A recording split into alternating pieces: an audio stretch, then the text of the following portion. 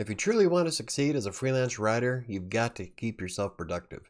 For the most part, anytime you're not writing an article for a client, you're not getting paid. That's because most contracts are either going to be per word or per job. But not all methods of productivity need to be paid for. For example, practice makes perfect. Every moment you spend writing even a blog post works to hone your skills as a writer. And this is why I set some major goals. I'm Michael with WriterSanctuary, and today I'm going to show you how to write 1,000,000 words in a single year.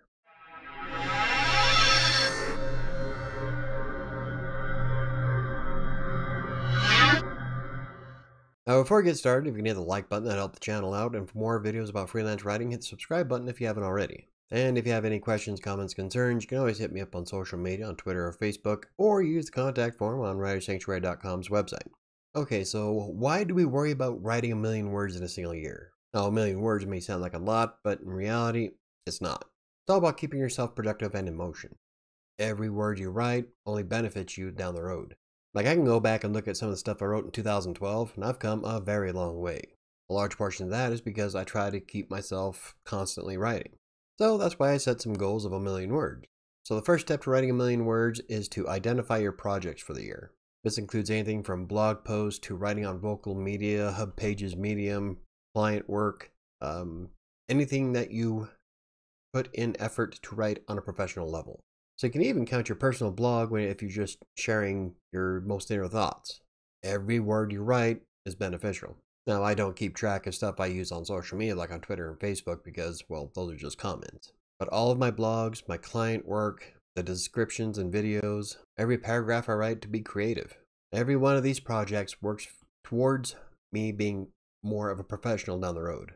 Now, you don't have to cover as much as I do. I just have my hands in a lot of different things. So if you want to just focus on your own blog, or even if you're a freelance writer on Textbroker or other content mills, keep track of every word you write. Keep in mind of what you want to do for projects in the future. Step 2 is to set daily goals. Now, when I set a goal for 1,000,000 words, I'm not looking at the whole 1,000,000 all at once. True, my spreadsheet does keep track of that aspect, but I focus more on what I can do for the day. So if I want to write Monday through Friday, that's going to be 3,847 words a day. But if you want to write 7 days a week, that's only 2,740. And when you keep track of smaller goals to meet your major objective, it doesn't seem so overwhelming. So instead of keeping that 1,000,000 word goal in mind, I'm only focused on 3,800 words. And in a day, 3,800 words really isn't nothing to me. Well, it has been lately, only because most of my job consists of editing other people's work, which I don't count because I didn't write those words.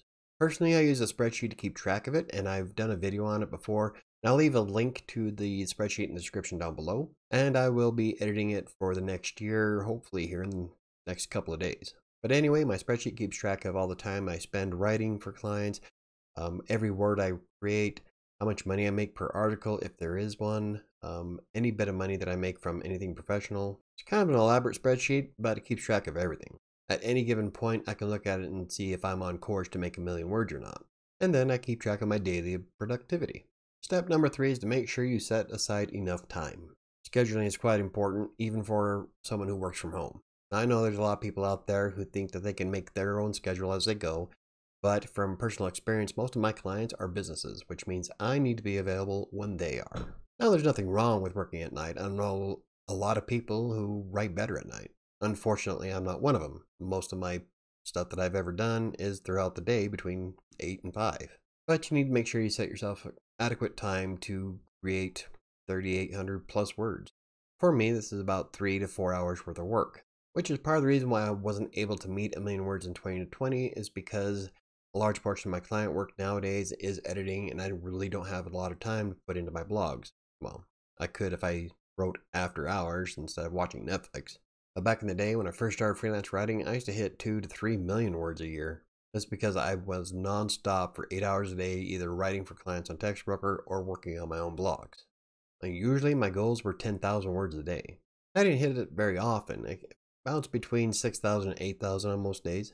But there were a few times where I pushed past 10,000 words in a day. But anyway, the point is to make sure that you have adequate time set aside to make those 1,000,000 words. Step number 4 is to keep yourself in motion. This means every moment you're not writing for a client, you should be writing for yourself. This includes any personal blogs you have, If you decide to use vocal.media, Medium, or Hub pages, hell, make some YouTube videos and write a 200, 300 word synopsis for the description. Every word you create on a professional level is only going to benefit you in the long run. And if you're not getting paid for it, you might as well get the practice in, because that's just going to make you look better to the next client. Like I said before, if you look back at my stuff when I first started writing, it's cringeworthy. I've come a long way.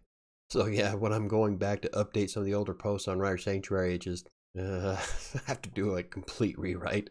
But that's my point, is that you're going to develop over time. So the writer you are today is not going to be the writer you are next year. The step number 5 is to focus more on personal growth rather than the ultimate objective. Sure, it would be nice to hit the 1 million words, but my primary goal is to make sure that I'm more productive next year than I am this one. And yes, since I keep track of all those words, I know exactly where I need to be next year. And I am swinging for the fences for those 1 million words, but the ultimate objective for me is just to be better than I am today. So don't feel too bad about it if you aren't able to meet 1 million words throughout the entire year, because, well, in 2020, I sure as hell didn't. I did do 500,000, which is far more than I did in 2019. So even though I didn't meet 1 million words, I still call it a win because I did like 3 times more. So how do you plan on meeting 1 million words for the next year? Like I said, I keep track of client work. Anything I write on blogging platforms, even a free blog, would be beneficial. Working mostly on Wattpad to get my story finished, that would be great. Because even though I love being a freelance writer, my ultimate end game is to be an author. That's where the difficulty is, because you have to separate the freelance writer from the author, and there's 2 different ways to write. That and I wind up getting sucked into doing client work way too often. But at the end of the day, it's only going to work towards meeting 1 million words. If you enjoyed the video, hit the like button. If you want to see more videos about freelance writing, WordPress, text broker, or anything else I cover, hit the subscribe button. And don't forget the notification bell. I think that's going to do it for me today. I'll see you next time.